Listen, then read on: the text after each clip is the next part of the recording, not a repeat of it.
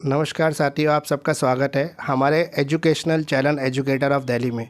जैसा आप सबको पता है कि हम लोग एक कार्यकर्ताओं की सीरीज़ ऑफ एपिसोड चला रहे हैं, कार्यकर्ता की अनसुनी कहानी। उसी सीरीज ऑफ एपिसोड में अभी हमारा एक नया एपिसोड आने वाला है चमचागिरी के ऊपर, कि किस तरह से लोग चमचागिरी कर कर राजनीतिक, सामाजिक और नौकरियों में हर तरह का फ़ायदा उठा रहे हैं।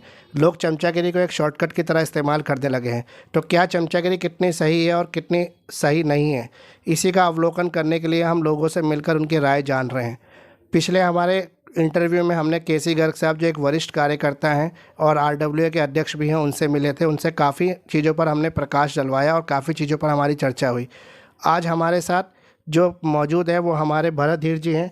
ये हमारे वरिष्ठ साथी हैं और काफ़ी एक्टिव हैं, सामाजिक व्यक्ति हैं, टीचर भी हैं, एजुकेशन से, प्रोफेशन से जुड़े हुए हैं और आईआईटी भी इन्होंने किया हुआ है और ये काफ़ी सीनियर हैं।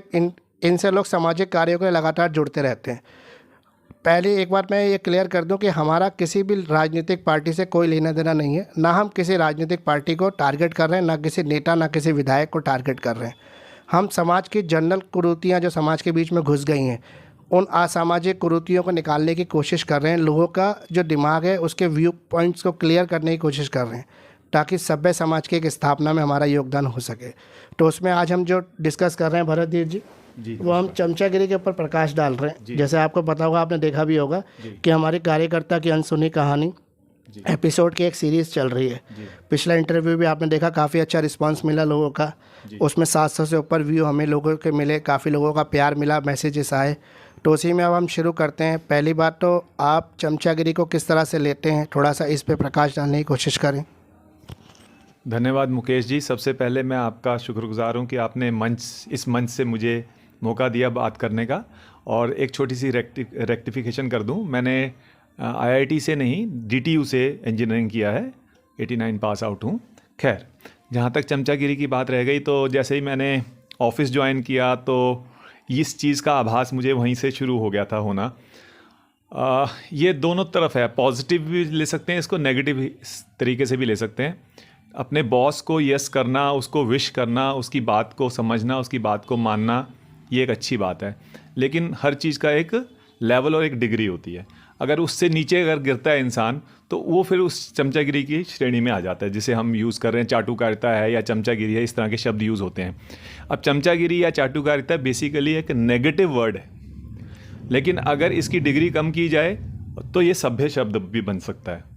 और ये ऑफिस में देखा गया कि जो ज़रूरत से ज़्यादा चमचागिरी करते हैं उन्हें कुछ ना कुछ पदोन्नति भी होती है, और चाहे उनकी काबिलियत हो या ना हो, क्योंकि बॉस को वो बॉस के उसको उनको कहते हैं ब्लू आइड बॉयज़ बन जाते हैं वो। और इसी तरह से अगर अब उसके बाद मैंने बिज़नेस किया। अब मैं अगर एज ए एंटरप्रेन्योर अगर बात करूं, तो मैं अपने कस्टमर की चमचागिरी करता हूं कि भाई वो मेरे से सामान खरीद लें, ठीक है ना। उनको आओ भगत करता हूं, उनके हाँ जी आओ जी चाय पियोगे, कुछ भी इस तरह से बात करता हूं। बट अगेन उसकी डिग्री क्या है, उस पर डिपेंड करता है। राजनीति में भी यही मैंने देखा है, राजनीति में भी कुछ इस तरह सी चीज़ें अनुभव की हैं मैंने। और बस इतना ही कहना चाहूँगा, बाकी और कुछ पूछेंगे तो मैं बताता हूँ।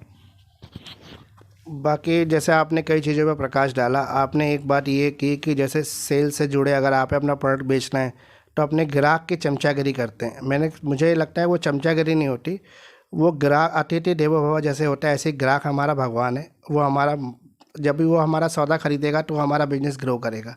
तो वो एक अलग लेवल है, वो अलग चीज़ है, उसको चमचागिरी से पहली बात तो ना जोड़ा जाए। दूसरा, जैसे आपने बताया कि राजनीति के अंदर कई लोग चमचागिरी करते हैं, तो ये भी फैक्ट है कि कई लोग ऐसे हैं जो राजनीति के अंदर बड़े शॉर्टकट का इस्तेमाल करते हैं और बहुत जल्दी तरक्की पाने की कोशिश में लगे रहते हैं। तो ऐसे लोग क्या करते हैं कि अपने नेतागिरी की बिल्कुल चमचागिरी करते हैं। यस बॉस वाला सीन है, दिन अगर रात है तो रात है दिन, यानी कि जो बॉस बोलेगा वो ऑलवेज राइट, बॉस हमेशा सही कह रहा है। दूसरी बात, मैं आपसे एक चीज़ ये पूछना चाहता हूँ कि लोगों ने जैसे शॉर्टकट की तरह यूज़ करना शुरू कर दिया चमचागिरी को। फॉर एग्जांपल ये कि अगर आपको नौकरी में प्रमोशन चाहिए, जैसे कोरोना काल आया पीछे, तो जो लोग बॉस की चमचागिरी करते तो उनकी नौकरियां नहीं गई, चाहे वो उनको एफिशिएंसी ऑफ वर्क था या नहीं था, लेकिन उनकी नौकरियां नहीं गई। और जो एफिशिएंट स्टाफ था, जो पूरा काम डिपार्टमेंट का संभालता था, उनकी नौकरियां चली गई। कई जगह ऐसा भी देखा गया कि लोगों की सैलरी जो है 70% हो गई, सैलरी कर दी गई, लेकिन वहाँ पर भी ये देखा गया कि चमचों की सैलरी के अंदर कोई डिडक्शन नहीं आया। तो ये कहाँ तक सही है चमचागिरी? ये एक शॉर्टकट है चमचागिरी, या चमचागिरी करना ज़रूरी है? समाज के अंदर भी कई जगह की चमचागिरी देखी जाती है कि कुछ लोगों की आदत होती है कि समाज के अंदर जो थोड़ा सा रसूख रखता है वो उसी के साथ चिपक जाते हैं, उसी की चमचागिरी करना शुरू करता है कि लोग उनको पहचानना शुरू कर दें। तो इन दोनों बातों में तीसरा राजनीति है। इन तीनों चीज़ों पे आप थोड़ा सा प्रकाश ये डालें कि क्या राजनीति के अंदर चमचागिरी करना, समाज के अंदर चमचागिरी करना, नौकरी के अंदर चमचागिरी करना एक शॉर्टकट है? क्या ऐसे चमचे की जो लाइफ है बहुत लंबी हो पाती है, जिसको काम की दक्षता नहीं है, एफिशिएंसी ऑफ वर्क उसके अंदर नहीं है, लेकिन वो सिर्फ चमचागिरी के बल पर ही आगे प्रमोट होने की कोशिश करता है और प्रमोट हो भी रहा है, तो क्या ये लॉन्ग टर्म है या शॉर्ट टर्म में ही ख़त्म हो जाएगा? जी, जैसे आपने बताया चमचागिरी से लोग कुछ पाते ज़रूर हैं, लेकिन अल्टीमेटली उनकी काबिलियत ही काम आती है आगे जाके। और चमचागिरी is a very short term gain, थोड़ी देर के लिए गेन होता है, और जो उसमें इन्वॉल्व होता है, जो उस चमचागिरी कर रहा होता है या जिसकी चमचागिरी हो रही होती है, वो दोनों को इस बात का एहसास हो जाता है, बॉस को भी एहसास हो जाता है कि भाई इसकी काबिलियत इतनी नहीं है, लेकिन he is doing something extra for me, कुछ एक्स्ट्रा कर रहा है, कुछ एक्स्ट्रा मेरे लिए कुछ करता है ये, है ना। कई लोग जैसे ऑफिस की अगर फिर बात करें तो बॉस के घर में सब्जियां तक पहुंचाते हैं, ऑफिस का काम भी करेंगे और सब्जियां भी पहुंचाएंगे। तो इसी तरह से राजनीति में भी होता होगा। मैं कोई बहुत ज़्यादा इन्वॉल्व नहीं हूँ, बट जो मुझे देखने में आ रहा है कि राजनीति के अंदर भी ये चीज़ देखी गई है कि जो चमचागिरी कर रहे हैं उनको पद मिलते हैं, उनको आगे गरवाएं, मतलब उनको बढ़ाया जाता है, उनको ग्लोरीफाई किया जाता है, और अल्टीमेटली अगेन फिर अगर उसके अंदर वो काबिलियत नहीं है, तो जब बॉस चेंज होगा या कोई नेता चेंज होगा तो फिर उसकी बात बनेगी नहीं। तो अल्टीमेटली काम आपकी काबिलियत ही आती है, चमचागिरी ज़्यादा देर तक चलती नहीं है। That's it.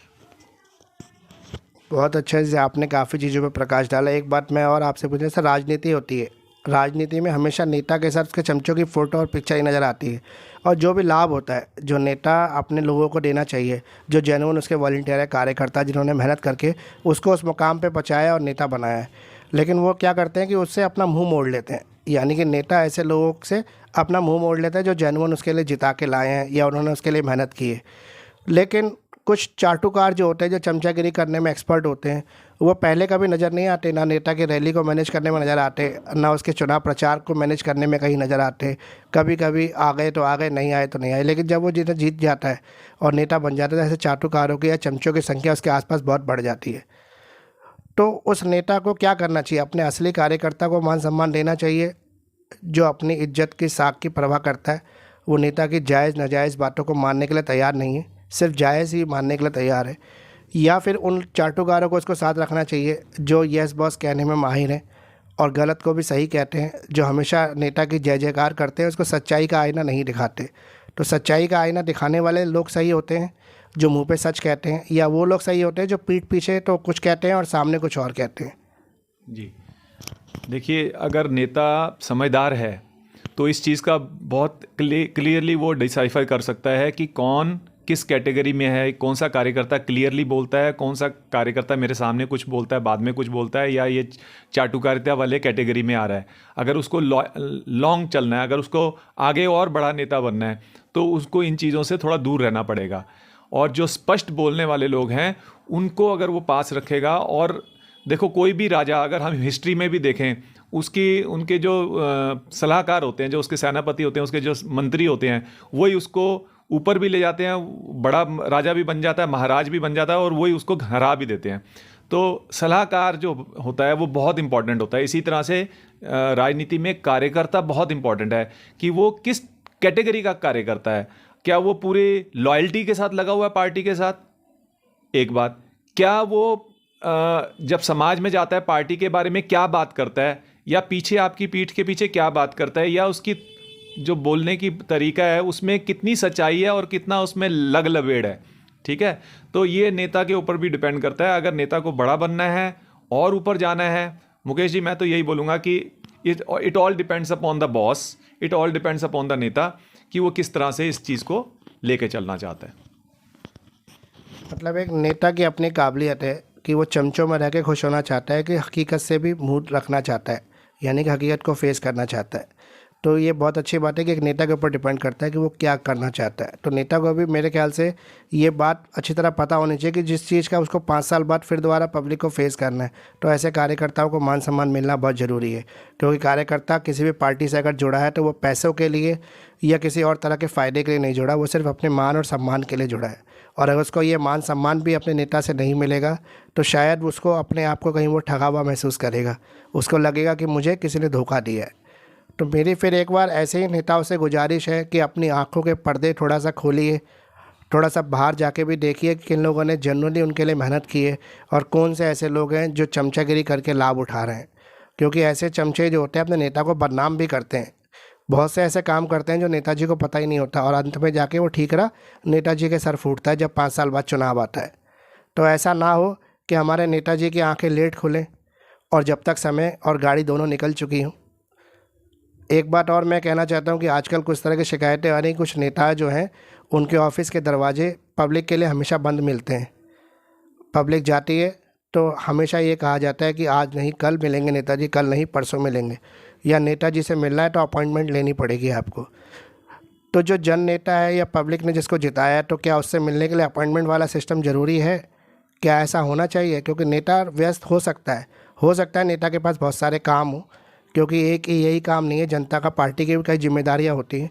लेकिन फिर भी जिन लोगों ने जिताया उनके लिए मिलने के लिए कोई समय निश्चित होना चाहिए या फिर अपॉइंटमेंट वाला सिस्टम ठीक है? ये भी अच्छा आपका प्रश्न है, और इसमें भी वही डिपेंड करता है कि लीडर कितना बिजी है। अगर लीडर बहुत बिजी है तो वो अपनी टीम बना सकता है, क्योंकि ज़रूरी नहीं है वो हमेशा अपने विधानसभा में या अपने एरिया क्षेत्र में ही रहे। उसको कहीं पार्टी कोई और काम भी दे सकती है। तो अगर उसकी टीम, उसके नीचे जो उसके पीए हैं जो अच्छे ऑफिस संभालते हैं, अगर वो लोग उस फ्रिक्वेंसी पे चलते हैं जो एमएलए मैडम या कोई भी नेता चाहते हैं, तो उस हिसाब से उनको वो करना चाहिए।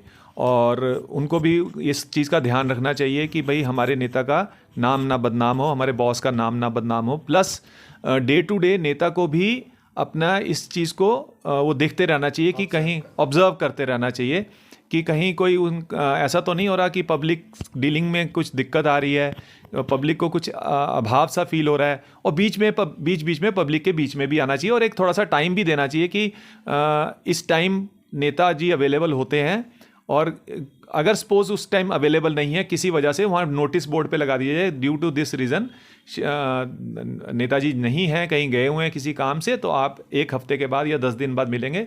और वो कार्य की सूची भी वहाँ बाहर होनी चाहिए कि ये कार्य अभी प्रोग्रेस पे है, ताकि पब्लिक को भी आसानी से पता लग जाए कि क्या काम हो रहा है, क्या नहीं हो रहा, और कौन सी सीक्वेंस में कौन सा काम होना है। धन्यवाद। मतलब आपका कहने का मतलब ट्रांसपेरेंसी होनी चाहिए सिस्टम में, कि पब्लिक को पता हो कि क्या है और क्या होगा और क्या चल रहा है। यानी कि अगर नेताजी अवेलेबल नहीं है तो कब होंगे। और नेताजी का भी ये जिम्मेदारी और फ़र्ज़ बनता है कि जो सिस्टम उन्होंने पब्लिक के लिए तैयार कर रखा है अपने बिजी शेड्यूल की वजह से, वो भी समय समय पर उसका आकलन करते रहें कि वो सिस्टम ठीक से काम कर रहा है कि नहीं कर रहा।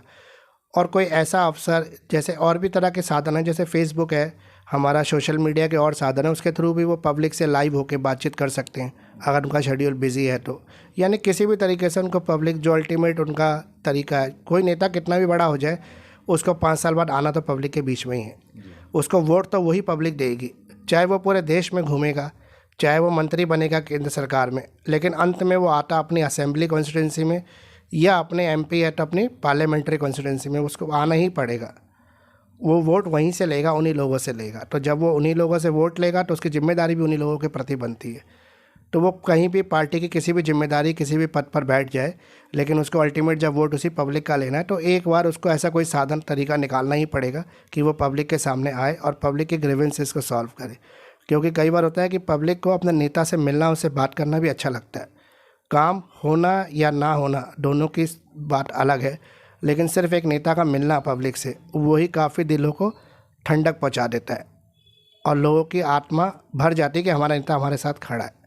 कहते हैं ना कि शक्कर ना हो लेकिन शक्कर जैसी बात तो हो, तो ये एक बहुत बड़ी बात है। तो भरत जी, आपका बहुत बहुत शुक्रिया, आज आपने काफ़ी चीज़ों पर प्रकाश डाला हमारे बीच में। से धन्यवाद, आपने अपने इस मंच पे मुझे बुलाया और मुझे अच्छा लगा। मैं आपका ये चैनल देखता भी हूँ और डे 1 से आपका सब्सक्राइबर हूँ, और भगवान आपको तरक्की दे, मैं ये इच्छा करता हूँ। ईश्वर आपके कामों को, जो आपकी इच्छाएं हैं वो पूरी करे। धन्यवाद। धन्यवाद भरत जी, आपने इतना समय दिया हमें, आपने बिजी शेड्यूल में से निकाल कर।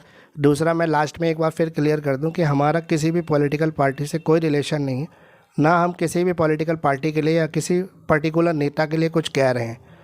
हम सिर्फ एक आम आदमी की, एक कार्यकर्ता की, जो पॉलिटिकल पार्टी के लिए ज़मीनी स्तर पर काम करता है, उसकी आवाज़ को और नेताओं के बहरे कानों तक पहुंचाने की कोशिश में लगे हैं, जो ये मान लेते हैं कि सब कुछ उन्हीं के फेस वैल्यू पे हो रहा है, जबकि वही कार्यकर्ता घर घर जाके उनके लिए एक वोट तैयार करता है और उनको जिताता है, और वही वोट की वजह से वो या तो मंत्री बनते हैं या पार्टी के अंदर कोई पद प्रतिष्ठा पाते हैं। तो नेता की पद प्रतिष्ठा भी वोटर के बल पर ही है। तो वोटर का और कार्यकर्ता का सम्मान करना ये हर बड़े से बड़े नेता का फ़र्ज़ है। आज देश के अंदर अगर प्रधानमंत्री मोदी जी हैं तो वो भी कहीं ना कहीं से जीत के आते हैं, उनका भी कोई वॉलंटियर है, उनका भी कोई कार्यकर्ता है जो उनके लिए काम करता है। और अगर वो कहें कि मेरे पास शेड्यूल इतना बिजी है कि मैं अपनी पार्लियामेंट्री तक पहुंच ही नहीं पाऊंगा, अपने लोकसभा क्षेत्र में आऊंगा ही नहीं, कोई काम ही नहीं करूंगा, तो ऐसा नहीं चलेगा ना। पब्लिक उनको भी तो देखना चाहती है, और ये समय समय पर हमें नज़र भी आता है। तो बाकी मेरा फिर एक बार कहना है कि हम किसी पॉलिटिकल पार्टी या किसी नेता विशेष के ऊपर चर्चा नहीं कर रहे, एक जनरल बात है जो लोगों तक पहुंचाने की कोशिश कर रहे हैं। आप सबका बहुत धन्यवाद। मेरे चैनल को देखते रहें, एजुकेटर ऑफ दिल्ली को, और सब्सक्राइब करते रहें ताकि हम ग्रो करें और ऐसी तरह से और अन्य विषयों पर आपके बीच में प्रकाश डालते रहें। बहुत बहुत धन्यवाद आपका। मेरे साथ हमारे दीपक जी हैं, दीपक किरार जी, जो कैमरे के हमेशा पीछे रहते हैं।